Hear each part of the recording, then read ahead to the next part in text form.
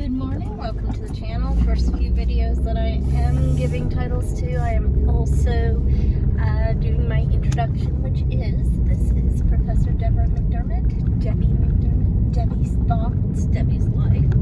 It's all about me, not really, but yes. Alright, so I'm a professor of world religions. I live in a camper with my husband and our kitty cat Julius. So those are primary topics that you're going to find. I start and stop videos outside of the primary religious studies course videos or sacred studies course videos. I start and stop videos when I am starting and stopping my car because it is the easiest way to multitask and to just show you this beautiful region that I live in, such as this right there. Isn't that beautiful? So pretty. You can't even see the mountains in the distance that well right now, and yet it's just still gorgeous. And I don't even know if the camera picks up the mountains in the distance at all, because they really fade together. Up until this point, I've been pretty lazy and procrastinatory when it comes to getting the videos uploaded when I have recorded them, as well as doing any type of title or name or anything else. I'm still a little bit in the, not so much I don't call it lazy, I just call it I don't feel like editing. One of the reasons for that, and it's why even in my religious sites videos, you will occasionally hear the okay, yeah, like so, is because as a professor, I don't get to go back when I teach live classes and make it sound that much nicer and better. I also don't use notes for the most part. You know, I had the notes on the screen that I am basing the lecture on, and they are notes now instead of PowerPoints because of AD and everything else. It was just easier to do it this way. So, I don't edit. I don't care about editing. It isn't like this thing that's going to happen. I mean, there may be a few that get edited, especially like when my husband and I can go out and do videos, a multitude of videos together with a hiking trip or something, then he will help me. I mean, I know how to do it with Adobe Premiere. Yeah, Adobe Premiere. And he can do it on his computer pretty easily. And he can also add music and all that stuff much more easily than I can, and do it so much better than I can. So a little bit about my husband, because I don't think I've actually introduced him officially. I think there was like one video back on my birthday that included him. He does not really want to be much on the YouTube videos, which is fine. Even though he is a musician, bass, electric guitar, mandolin, banjo he's played, didgeridoos, he has a drum set in storage. He does audio recording, engineering, used to teach people how to set up their audio at different places and events and activities. He's awesome. Yeah, you know, obviously, he has to be. I'm married to him. He puts up with me, which is wonderful, which is so nice, and he deals with the lovely help events that I will give updates for, and he handles that very well. I just realized this is a little bit sideways. There is nobody in front of me or behind me, so I can do that. There we go. I think when I went around the first corner, no, maybe I didn't have it that turned. Oh, well, that's okay. Now you can see which way I'm headed.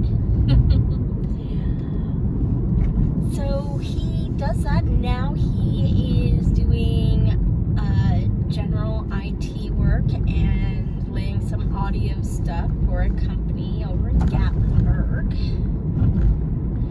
And doing pretty good. He enjoys it. It's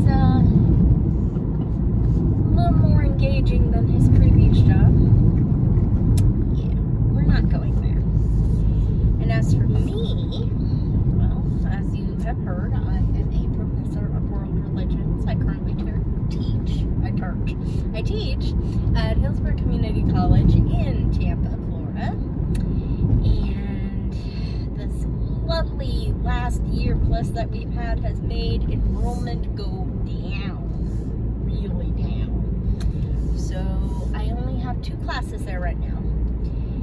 The debate exists. Do I go and try and apply for other schools to teach that class? And I've put in some resumes and some pools, but it just, every place has had a low enrollment.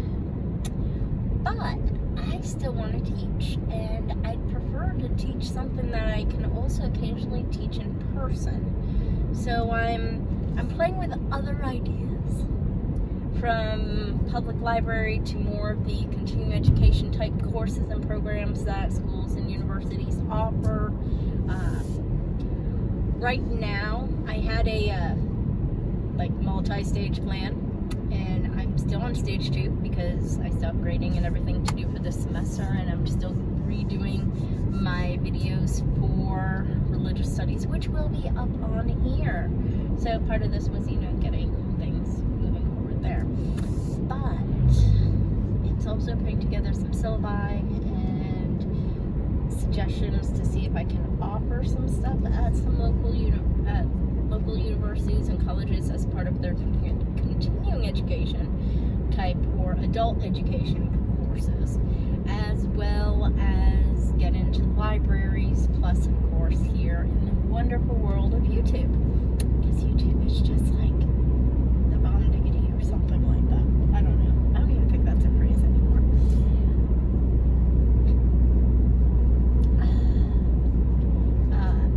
I was going to be looking for a part-time job when we got back from not Thanksgiving, but got back from Florida, which was just after Thanksgiving, because I had to have some blood work done and see my hematologist.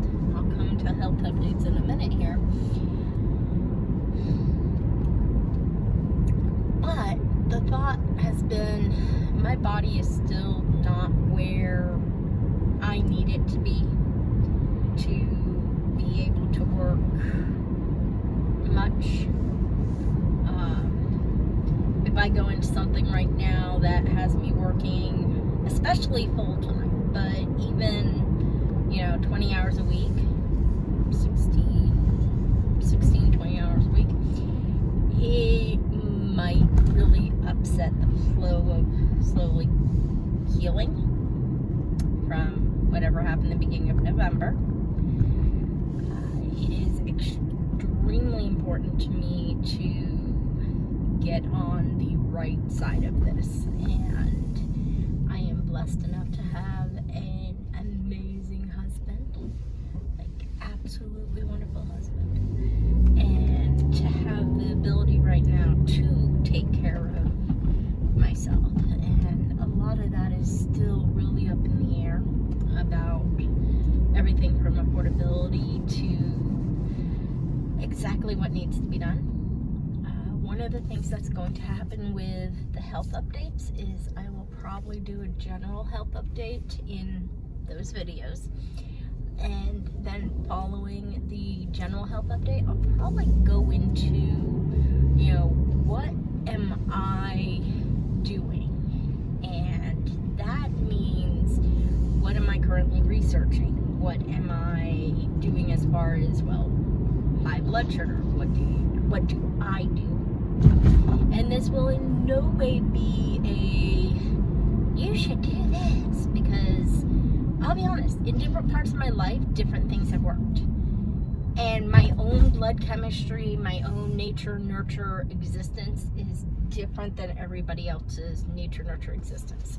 I do not have degrees in medicine. I was a massage therapist for 18 years. I have studied herbalism for over 16 years and have known about different herbs and remedies and things even going back before that, but I do not have any certification there. I don't have any certification in any field of medicine. There has been a small debate to look at getting something like a certified medical assistant, but I don't want to work with people in that way. My preference is research and then maybe meeting a couple of the people who would be researched. That's where my interest is, and because I don't have the degree or the studies going into those subjects explicitly, it would be not as a medical person. And there definitely is an interest there. Right now, yes, it has to do with what's going on with me, but I'm very intrigued by the mixture of, and the studies, the impacts, etc., between immunoglobulins and antibodies. And now, because the nice thing I like about reading studies is I read something, I'm like, wait a minute, this is just this little sentence here, but it says, in this situation, this was found. Well, then I'm like, okay, could that be in other situations? And I'll go down rabbit holes sometimes, and I might do a couple of videos where I do screen capture videos and talk about what I'm doing and show the progress of going through different websites and what I search. And it is all just pretty much for me, because I have weird stuff that doesn't make sense. I'm not super sick. Vast majority of people who meet me would not guess that I mean, they probably guess I have like diabetes or something, but they wouldn't look at me and say, oh, you have an autoimmune disorder. Or, oh, you have an autoimmune disorder that in most people could make you really sick. And a lot of it is just up in the air. I had an amazing immunologist down in Florida who helped so much and in so many ways, but we could only go so far, because when you're not super sick, and to me this is just as interesting, this is just as intriguing to me as if I was super sick and had these things. So I am pretty darn healthy, I mean, all things considered, but I still have, and it was taken multiple times, so it is actually what's happening, or at least for 3 years I haven't had blood work done, because last year my IgG, so IgG is immunoglobulins. Now immunoglobulins are different than, but similar to, but different. I want to stress the difference, but I also want to say that when you see the test that says they're testing for antibodies, they're testing for immunoglobulins. It's part of what I need to better understand myself, just in a general way. And all of my IgG and the IgG subclasses, which there are 4 subclasses, all of them were low for multiple years. Don't know if they still are. Who knows? Meanwhile, my other Igs, immunoglobulins, which are IG, A, M, D, and E, all of them were within normal range. This does not make sense. And because the person I was going to was an immunologist / allergist, was, there was some focus on, like, did I have an allergy? And, yeah, I was allergic to dust mites and mold. And that's pretty much it. But I have those markers that say, hey, listen, a person who has all four has hypogammaglobulinemia. Now, there's another couple words you can put in front of the word hypo, that pan, that's the word. Pan-hypogammaglobulinemia, which means I have multiple gamma globulins that are low. That's all it means. I just say low IgG, it works. But I also have to look and say, well, what am I doing with my body? What am I doing with my health that might make it to where I'm not having those issues that people have? Is there something else in my genetics that is helping? Is there something else in my lifestyle, my food, my eating? I mean, moving up here to Tennessee, I don't feel as congested and just as icky. I mean, that's, medical term, icky. Not really. That's all right. As icky as I did in Florida.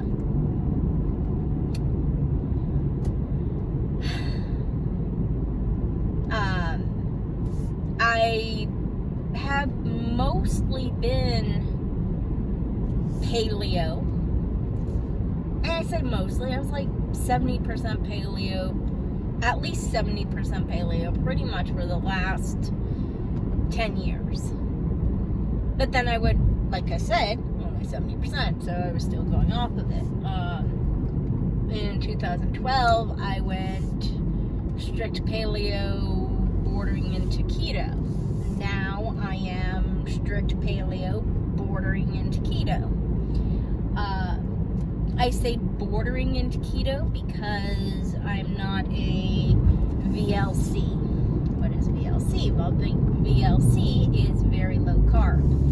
I am not afraid of carbs, even though I don't like them because they mess up with my sugar, and there might be something that's doing something else in some other way. And empty calories are very limited in general. Or I should say they've been limited in general the past decade. Very limited multiple times. And right now, it depends on whether you say that lettuce is nutritious.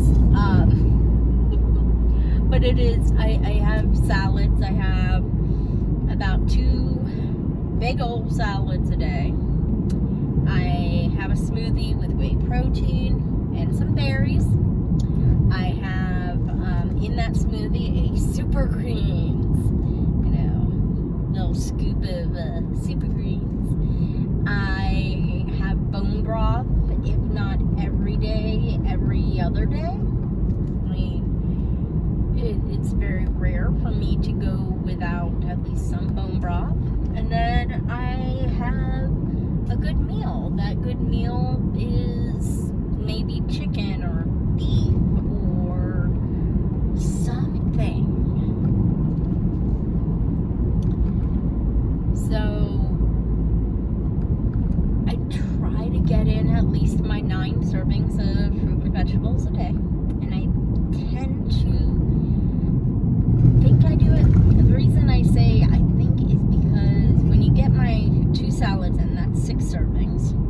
I get a serving from the veggie Super Green blend. I get a serving of the fruit, so 8. Yeah, I'm getting at least 9 servings. I have my flaxseed and my chia seed pretty much every day. I do know I need to bring back sesame because sesame is another one of those super things. And that's part of what I want to do, because this has turned into so much of a health update. One of the things I do want to do is talk about, after I give a update,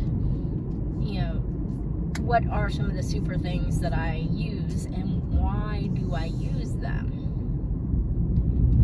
Am I using them just because I want to get the fiber from sesame, or is there something else about sesame that can be good? Because I'm interested in the medical side, if I do these properly, I will have links to studies. Most often, my favorite places are NIH and Mayo Clinic, and I like Helpline, and then some of the outliers, as some people might call them, the Wongo and a few others, will show up as well. Alright, I am at the park. Today is Saturday. I think ooh, it's nice. Oh, that's a Rubicon. Okay. We have a Gladiator Jeep. That's really cute. Alright, so let's go over here. Let's go right here. Alright, so I will be back a little bit later. Because I think I'm doing another video today. I make no promises. But this is just a general information video. I hope everyone has a beautiful and wonderful day. Bye.